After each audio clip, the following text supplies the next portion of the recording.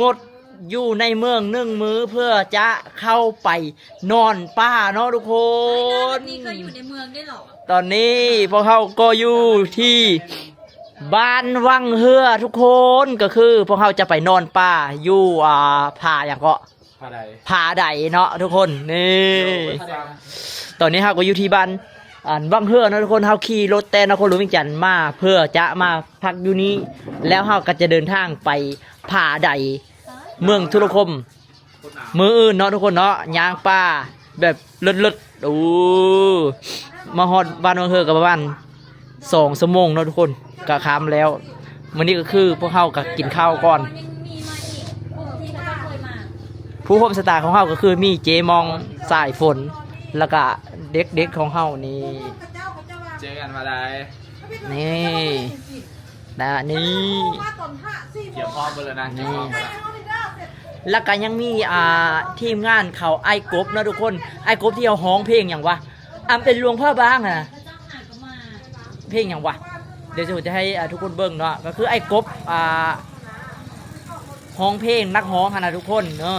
เพิ่นกสิมานำหลังเนาะมื้อนี้แล้วมื้ออื่นข้าวก็จะเดินทางไปผาใดเพื่อชมทิวทัศน์ธรรมศาสตร์อยู่เทิงภูเทิงผาเนาะทุกคนปกติเฮาก็อยู่ในเมืองหลายโพดนะทุกคนก็เลยแบบว่าอยากพักสมองอยากพักกายพักใจเนาะทุกคนอยากดื่มด่ำธรรมชาติว่าซานเนาะโอ้ยธรรมชาติว่าซั่นบ้านคนกันแต่ป่าเห็นแต่ข่าวสิมาดื่มด่ำธรรมชาติจนหนูกูอยู่ในป่าแล้วยังพากูมาป่าพากูไปเบิ่งตึกหอไอเฟลเอากูยังมึงลืมเด้เฮาอยู่ในเมียงโดดได้เฮ้ยก่อนอื่นมื้อเฮาก็ขออนุญาตกินข้าวก่อนนะทุกคนเนาะกินข้าวเปียกเนาะอาหารแรงมื้อนี้มื้อที่1เนาะอัปเดตชีวิตมื้อที่1อันนี้ยอมแรงเขามีต้มไก่อีกหาก็เริ่มต้นเนาะเดี๋ยวเฮาท่าอันไอ้กบมาก่อนเนาะทุกคนเนาะ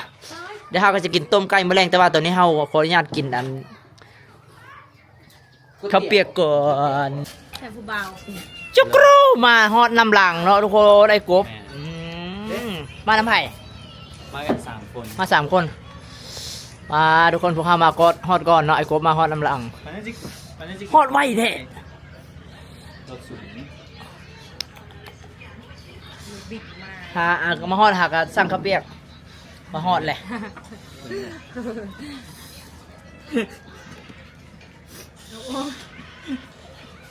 ขอยาดีวัดแน่รอยาดีวัดแน่ไอ้โอ้ยนั่นแหละเท่าแล้วกับผู้กันบอดีก็เป็นชั้นเครื่องเท้าทั้งบทสดใสแต่ความรู้สึกเสียเป็นแล้วสิเนาะสวัสดีแม่ฮัลโหลสวัสดีจ้ากินข้าวผู้ร่วมสตากรรมของพวกเฮาเนาะเอ้ยทินลำพรน่าสดมากใส่ฟิลเตอร์เด้ออันนี้เป็นฟิลเตอร์อยู่แล้วนี่น่ะเอาแท้ไปรัดเอาอยู่เดินป้าสิรอดอยู่บ่เนาะมื้อนี้นักร้องดังสิไปในโฮมทิพย์นำเอามานี่แหละมาได้ถ่ายมาแต่อันนั้นน้องแต่งป้าแต่งไอ้ไปฮับเลยกับมาเลยเครื่องเดี๋ยวนี้เครื่องก็ได้หีบเนี่ยเด้เต็มจักอย่างหมูพร้อมลุยแล้วมันบอกพร้อมลุยแล้วมันบอกพร้อมลุยไปน้ำกันเนาะเดี๋ยวอันนี้ข้างน้ำอีทได้ข้างนี้หรอครั้งแรกอีกอย่างเฮาหลายรอบแล้วเฮาหลายรอบแล้วว่ะครั้งทำอีทครั้งแรกแต่ว่าเลิกกันครั้งทำอีทพอยังเป็นน้ำกันบ่ผ่านี่นะเฮาไปครั้งแรกแต่ว่าผ่าอื่นเฮาก็ไปได้บ่ตาสบาบ่ผ่าแม่นโอ้อันนี้บ่เคยไปปีนผู้ปีนผาอีเซนครั้งแรกโอ้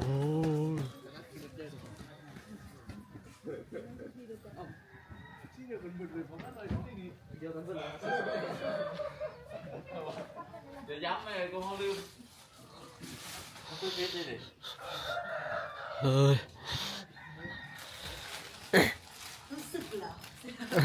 อ๋อบ่อยฮะโอ้เขาลืมเลย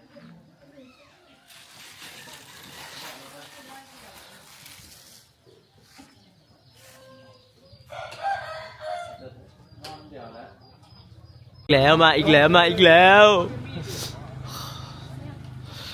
มีใครทุกคนไปไหนหาอะไรอยู่ครับนอนทำไมอยู่ไหน ลืมที่อาจจะเปล่าจะมามึง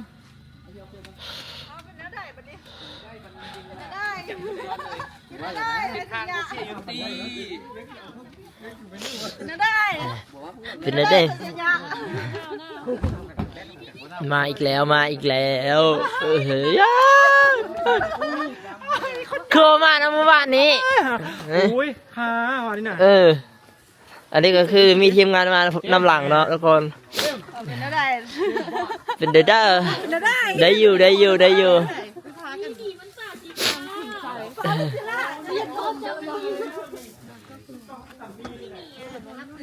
มาทุกคนกินข้าวเช้าโอ้ข้าวเช้ามื้อนี้ก็มีแกงไก่สัวไก่นะที่ลำพอนเฮ็ดละพุ่นเฮ็ดเป็นยังไงคุณพี่เติมพลังตอนเช้าเนาะก่อนออกเดินทางย่าง15 กิโล 15ได้ป่ะ โอ้จิบไปฮอดติ่งพูแล้วก็ย่างไปต่อย่างตัวนี้มันก็จะเนาะไว้สั่งก่อนสเต็กเก้าค่อยตอนหนึ่งเลย คนหนึ่งถอน แซ่บ ระหดเกิน สาวโสดจะมีกระเป๋าอ่ะ อีมองคือยังแต่งหน้าอยู่ตอนนี้เนาะ เท่อะ อีมองแต่งหน้าอยู่ ตุ้มไก่ เดี๋ยวเซฟนขออนุญาตกินข้าวก่อนเด้อทุกคนมาแม่เจมส์กินข้าวนี่นะเจมส์ยูโนเนาะรวมๆทั้งหมดคนประมาณจะคนปะฮอดละสาวเนาะ รถป่าถนนผิดในวันที่เขาไป 88 คนโชว์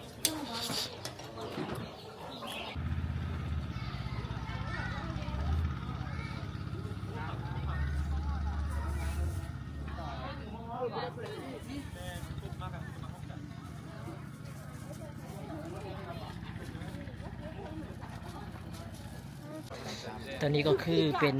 จุดร่วมตัวกันเนาะทุกคนร่วมทั้งหมดกับประมาณ100 คนทุกคนดิทุกคนคือเป็นเครื่องของพวกเขานี่นะคือของพวกครับแต่ละคนก็คือใส่รถอันนี้ไปเบิดเนาะแต่ว่าจะไปบนอันจุดหยางอีกเทื่อนึงแล้วจะได้ถือไปเองนี่เพราะว่ามันมีหลายบอลหลายด้านแห้งทุกคนนี่คนอันนี้ก็คือแม่ทัพใหญ่เนี่ย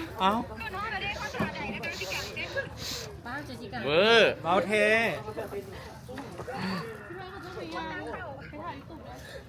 แต่วันนี้รถสัญจรทางเข้าวะ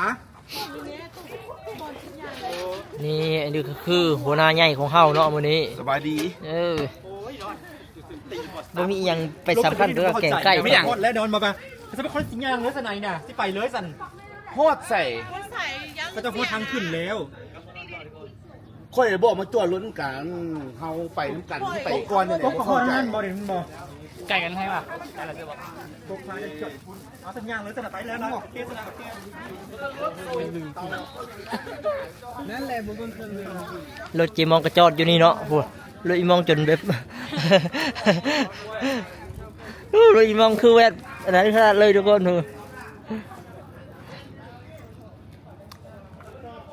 อันนี้ยังบ่ทันเม้นจุดเริ่มต้นได้ดีนะทุกคนเป็นจุดร่วมตัวกันซื่อๆเนาะเดี๋ยวฮอดจุดเริ่มต้นอีกเท่านึงเดี๋ยวเราจะ